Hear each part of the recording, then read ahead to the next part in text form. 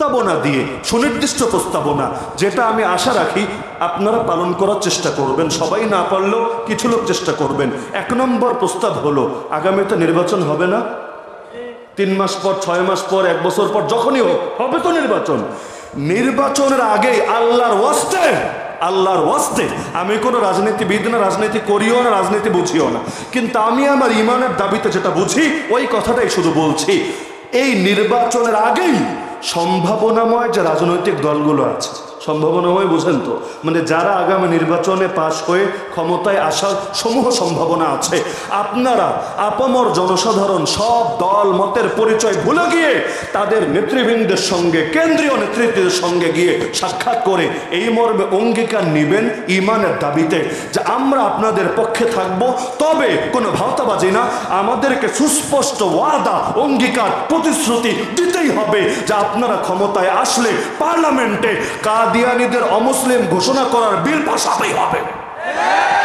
যদি আপনারা কাদিয়ানীদের কাফের ঘোষণা করার ওয়াদা দেন, হিজবুত তাওহীদের ভণ্ডামি বন্ধ করার ওয়াদা দেন, আরও যারা ইসলামের দুশমন আছে ওদের মুখোশ উন্মোচনের অঙ্গীকার করেন, আমরা আপনাদের সাথে আছি। না হলে যতই উন্নয়নের সবক শোনান, যতই দুনিয়াবি প্রতিশ্রুতি দেন, আমরা আপনাদের সাথে নাই, কারণ নবীর ব্যাপারে কোনো আপোষের সুযোগ নাই। কাফেরের সাথে, মুশরিকের সাথে সন্ধি চুক্তিও করা যায়, কিন্তু মুরতাদ আর জিন্দিক, মুরতাদ বুঝেন? মুরতাদ হলো আগে মুসলমান ছিল, এখন ইসলাম ছেড়ে দিয়েছে, যেমন আসাদ নূর। আগে এক সময় মুসলমান ছিল, এখন কোরআনের পৃষ্ঠা ছিঁড়ে ছিঁড়ে পর্যন্ত বেয়াদবি করছে। ওর কপাল ভালো, মুসলমানদের হাতের নাগালের বাইরে আছে। যেদিন মুসলমান ওরে পাবে, নামাজি মুসলমান পাক আর বেনামাজি মুসলমান পাক, দুর্বল আমলের পাক আর সবল আমলের পাক, ওই দিনই ওর জীবনের শেষ দিন হবে। তাহলে এক হলো মুরতাদ, যারা ইসলাম ত্যাগ করেছে, আর আরেক হলো জিন্দিক, যারা নিজেরা আগে ইসলামে থাক বা না থাক, কিন্তু আকীদা লালন করে, কুফরি পরিচয় ব্যবহার করে ইসলামের, মানে আসলে কাফের, যেন তো আরো কাফের না, কাট্টা কাফের, কিন্তু পরিচয় ব্যবহার করে ইসলামের, ধোকাবাজ। এদেরকে বলা হয় জিন্দিক, মুলহিদ, মুনাফিক। ওরা খালি জিন্দিকি না রে ভাই, ওরা হলো শাতিমে রাসূল, গোস্তাখে রাসূল। আমি দায়িত্ববোধের সাথে বলছি, কারো যদি সন্দেহ থাকে ইকফারুল মুলহিদিন পড়েন, আল্লামা নওয়াজ কাশ্মীরি রহমাতুল্লাহ আলাইহি, তাকফির সংক্রান্ত যে বইগুলো আছে এগুলো পড়েন, এরপর আপনারাই যাচাই করেন যে কাদিয়ানি কি সাধারণ কাফের নাকি নিকৃষ্ট পর্যায়ের কাফের। তো এই কাদিয়ানিরা তারা হলো জিন্দিক, শুধু জিন্দিকি না, তারা গোস্তাখে রাসূল, শাতিমে রাসূল, নবীর শানে বেয়াদবি করেছে, আল্লাহ নবীর অবমাননা করেছে, আল্লাহ নবীর মানহানি করেছে। এদের সাজা একটাই, যদি গ্রেফতারের আগে যদি তওবা করে আগে একা একা ভালো হয়ে যায় সেটা ভিন্ন আলাপ, কিন্তু ইসলামী হুকুমত যদি থাকে আর একবার যদি ওরা গ্রেফতার হয়, ওদের সাজা হয় মৃত্যুদণ্ড। এমনকি মুরতাদকে 3 দিন তওবার সুযোগ দেওয়া হয়, জিন্দিককে গ্রেফতার করলে আর তওবার সুযোগ দেওয়া হয় না, তাদেরকে মৃত্যুদণ্ড দেওয়া অপরিহার্য হয়ে যায়। তাহলে দেশ ইসলামী দেশ না বলেই আমরা নরম নরম কথা বলছি যে ধর্মীয় সংখ্যালঘু বলে ঘোষণা দাও, দেশ যদি ইসলামী হতো তোমরা তো ল্যাজ গুটিয়ে পালানোর জায়গাও খুঁজে পেতা না।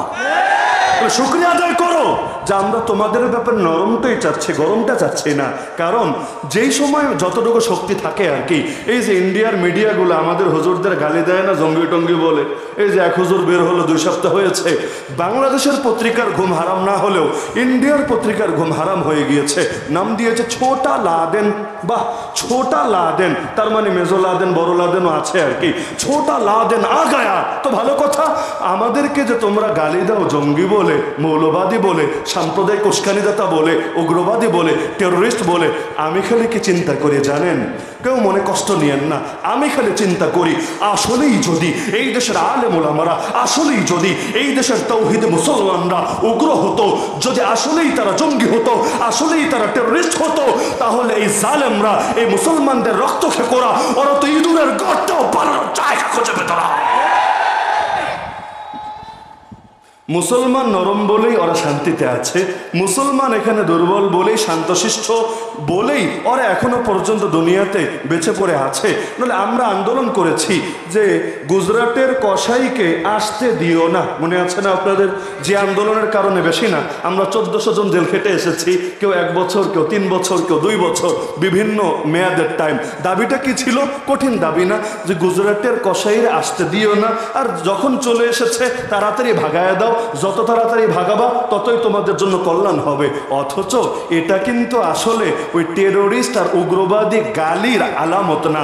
কারণ আসলেই যদি এই দেশের মুসলমান উগ্রবাদী হতো তাহলে আসতে দিও না বলতো না, বলতো আসো ভাতিজা আসো, ওয়েলকাম ওয়েলকাম ওয়েলকাম, আসবো নিজের ইচ্ছায়, যেতে পারবা না আর বাপের জন্মেও। আমাদের পীর সাহেব মধুপুর হাফিজাহুল্লাহ, আল্লাহ তাআলা হযরতের হায়াতে বরকত দান করুন। আমার বড় মজা লেগেছে, বাইতুল মুকাররমের সামনে দাঁড়িয়ে হযরত যে সাহসের সঙ্গে কথাটা বলেছেন, অনেকে হয়তো আমরাও বলতে পারবো না, আমার যেই কয়বার মনে পড়ে ওই কয়বার হাসি আসে। হুজুর বলেছিলেন, গোপালগঞ্জের গোপালীরা, তোমরা যে তরবার নিয়ে রামদা নিয়ে দা নিয়ে আন্দোলনে নেমেছো, আর্মির গাড়িতে হামলা চালাচ্ছ, যে কোনো মূল্যে নেত্রীজিকে ফিরাতে হবে, আমরা একমত আছি তোমাদের সাথে। শুভ কাজে দেরি করতে নাই, জলদি কাজটা করে ফেলো, যেমনে পারো আন্দোলন করে হোক, জ্বালাও পোড়াও করে হোক, রাজপথ বন্ধ করে হোক, আমি আমার ভাষায় বলছি আর কি, তাড়াতাড়ি তাড়াতাড়ি নেত্রীজিকে ফিরিয়ে আনো। ফিরিয়ে আনবো তোমাদের ইচ্ছায়, বাকিটা হবে আমাদের ইচ্ছায়।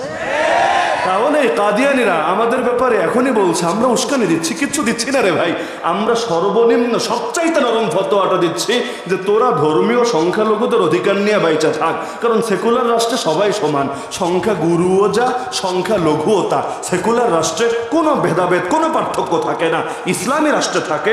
ইসলামী রাষ্ট্রে সই হাদিসের মধ্যে আছে, যারা চুক্তিবদ্ধ কাফের তারাও রাস্তার মাঝখান দিয়ে হাঁটতে পারবে না, রাস্তার সাইড দিয়ে হাঁটতে হবে এবং তাদেরকে বিশেষ পরিচয় ধারণ করতে হবে। আইডি কার্ডও হতে পারে, কোমরে বিশেষ বেল্টও হতে পারে, কিন্তু মুসলমানের মতো অধিকার পাবে, মুসলমানের মতো মর্যাদা পাবে না। মর্যাদায় মুসলমানদেরকে উপরে রাখা হবে, এমন উপরে। আল্লাহ নবীর একটা ঘটনা খালি শোনাই।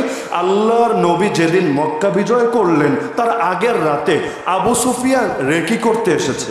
রেকি বুঝেন তো? যুদ্ধ করার আগে একজনকে পাঠায়, একটু নজরদারি করে আসো, বাহিনী কি পরিমাণ আছে, অস্ত্রশস্ত্র কেমন আছে, কুলিয়ে উঠতে পারবো কিনা, ইত্যাদি ইত্যাদি। রেকি করতে পাঠিয়েছে আবু সুফিয়ানকে। সে আবার ধরা পড়ে গেছে এক মুসলমান গার্ডের কাছে। এখন সে বলছে চল তোর নবীর কাছে নিয়ে যাব। আবু সুফিয়ান বলে আমারে জানে মারিস না রে, নবীর কাছে গেলে আস্ত রাখবে না, একেবারে জানেই মেরে ফেলবে। সে বলছে আরে পাগল, ঘুর চল না একবার, তিনি তো রাহমাতুল্লিল আলামিন, কিছুই বলবে না তোরে, একবার গিয়ে দেখ, দেখবি ভক্ত না হয়ে আর ফিরে আসতে পারবি না। তো এখন সেই সাহাবি আবু সুফিয়ানকে নিয়ে চলতে শুরু করেছে। আল্লাহ নবী সাল্লাল্লাহু আলাইহি ওয়াসাল্লামের কাছে যে সাহাবি ছিল সে এবার নবীকে সংবাদ দিচ্ছে, ইয়া রাসূলুল্লাহ, কুরাইশের সর্দার আবু সুফিয়ান আসছে আর তার সঙ্গে আপনার অমুক সাহাবিও আসছে। কথাটা খুব স্বাভাবিক কথা। আমাদের এলাকায় যদি একটা মন্ত্রী আসে, অমুসলিম মন্ত্রী, আর সাথে যদি আমিও থাকি, আপনি নাম বলতে কিন্তু আগে মন্ত্রীর নামটাই বলবেন যে অমুক বিধর্মী মন্ত্রী এসেছে, সাথে অমুক হুজুরও এসেছে। সেই সাহাবি স্বাভাবিক কথাই বললেন, কুরাইশের সর্দার আবু সুফিয়ানও এসেছে, সঙ্গে আপনার অমুক সাহাবিও এসেছে। আল্লাহ রাসূল ধমক দিলেন, আরে শোনো, আল ইসলামু ইয়ালু ওয়ালা ইউলা আলাইহি, ইসলাম উপরে থাকবে, ইসলামের উপরে কোনো কিছু নেওয়া যাবে না। নাম বলার ক্ষেত্রেও মুসলমানের নাম আগে বলতে হবে। নেতা হয়েছে তাতে কি, সর্দার হয়েছে তাতে কি, যার দিলে ইসলাম না তার নাম আমার সাহাবীর নামের আগে বলতে পারবা না। ঝামেলা ভাই সব দিকে। এ কথা বললে অনেকে আবার বলবে হুজুর অনেক মাহফিলেও যে হুজুরের নাম দিতে হয় নিচে ছোট করে, আর অনেক বদমাশের নাম দিতে হয় উপরে বড় করে, না হলে এসে এলাকায় গন্ডগোল করে, হয় নাকি হয় না? বলবে আপনি কি আমাদের বিরুদ্ধে ইঙ্গিত টিঙ্গিত দিলেন কি না? আসলে ইঙ্গিত দেই না, ইঙ্গিত অটো লেগে গেলে কি করার আছে? যেই বদমাশরা চাপাচাপি করে নাম উপরে দিতেই হবে, না হলে কোরআনের মাহফিল বন্ধ করে ছাড়বে। ওদের শ্বাস বন্ধ করে তারপর শিক্ষা দেবেন, কারণ কোরআনের মাহফিলকে যারা বন্ধ করতে চায় তারা ইসলামের প্রেমিক না, ইসলামের দুশ্মন। আর যাদের ইসলাম ভালো লাগে না, ইসলামের রব যিনি, ইসলাম দিয়েছেন যিনি, তার জমিন থাকে ওরা কোন মুখে? খাতমে নবুয়ত হেফাজতের জন্য সাহাবীরা যদি জান দিতে পারে, আমরা পারবো না? আরে আমরা পারবো না? আগেই বলেছি যে সর্বোচ্চটা না পারি, আপাতত সেকুলার দেশে যতটুকু পারি এটা করতে পারবো না ইনশাআল্লাহ। শেষ করি প্রস্তাবনা দিয়ে, সুনির্দিষ্ট প্রস্তাবনা, যেটা আমি আশা রাখি আপনারা পালন করার চেষ্টা করবেন। সবাই না পারলেও কিছু লোক চেষ্টা করবেন। 1 নম্বর প্রস্তাব হলো, আগামীতে নির্বাচন হবে না? 3 মাস পর, 6 মাস পর, 1 বছর পর, যখনই হোক হবে তো নির্বাচন। নির্বাচনের আগেই আল্লাহর ওয়াস্তে, আল্লাহর ওয়াস্তে, আমি কোনো রাজনীতিবিদ না, রাজনীতি করিও না, রাজনীতি বুঝিও না, কিন্তু আমি আমার ইমানের দাবিতে যেটা বুঝি ওই কথাটাই শুধু বলছি। এই নির্বাচনের আগেই সম্ভাবনাময় যে রাজনৈতিক দলগুলো আছে, সম্ভাবনাময় বুঝেন তো, মানে যারা আগামী নির্বাচনে পাশ হয়ে ক্ষমতায় আসার সমূহ সম্ভাবনা আছে, আপনারা আপামর জনসাধারণ সব দল মতের পরিচয় ভুলে গিয়ে তাদের নেতৃবৃন্দের সঙ্গে, কেন্দ্রীয় নেতৃত্বের সঙ্গে গিয়ে সাক্ষাৎ করে এই মর্মে অঙ্গীকার নেবেন ইমানের দাবিতে যে আমরা আপনাদের পক্ষে থাকব, তবে কোনো ভাওতাবাজি না, আমাদেরকে সুস্পষ্ট ওয়াদা, অঙ্গীকার, প্রতিশ্রুতি দিতেই হবে যে আপনারা ক্ষমতায় আসলে পার্লামেন্টে কাদিয়ানীদের অমুসলিম ঘোষণা করার বিল পাসাতেই হবে। যদি আপনারা কাদিয়ানীদের কাফের ঘোষণা করার ওয়াদা দেন, হিজবুত তাওহীদের ভণ্ডামি বন্ধ করার ওয়াদা দেন, আরও যারা ইসলামের দুশমন আছে ওদের মুখোশ উন্মোচনের অঙ্গীকার করেন, আমরা আপনাদের সাথে আছি। না হলে যতই উন্নয়নের সবক শোনান, যতই দুনিয়াবি প্রতিশ্রুতি দেন, আমরা আপনাদের সাথে নাই, কারণ নবীর ব্যাপারে কোনো আপোষের সুযোগ নাই। খুব খারাপ প্রস্তাব দিলাম, যদিও রাজনীতি করি না, আগেই বলেছি আমি আমার ইমানের দাবিতে যতটুকু বুঝি এটাই বললাম। এবং আমি মনে করি এখনই সময়, এখনই সুযোগ। বাংলাদেশে যত ব্যানারে আমরা খতমে নবুয়তের কাজ করি, ব্যানার কিন্তু একটা না, আমার জানা মতো 10-এর উপরে আছে, নাকি নাই? যাদের কোনো ব্যানার নাই, আমার আপনার মতো সাধারণ মানুষ, তারাও খতমে নবুয়তের সৈনিক, নাকি সৈনিক না? এমনকি হেফাজতের যে 13 দফা ছিল 2013 সালে, যার জন্য আমরা রক্ত ঝরিয়েছি, কোরবানি দিয়েছি, 13 দফার অন্য দফাও কিন্তু ছিল, অন্যতম গুরুত্বপূর্ণ দফা ছিল খতমে নবুয়তের হেফাজত। তার মানে এই ব্যাপারে আমাদের কারো কোনো দ্বিমত নাই। তা আমি বলবো, যেই দলই হোক প্রত্যেকটা দলের কাছে যান, এই মর্মে অঙ্গীকার নেন এবং ক্লিয়ার বার্তা দিয়ে দেন, তোমরা যদি কাদিয়ানীদের পক্ষে থাকো, আমরা তোমাদের পক্ষে নাই। হয়তো কাদিয়ানি নিয়ে থাকো, না হলে আমাদের নিয়ে থাকো, দুইটা একসঙ্গে চলবে না।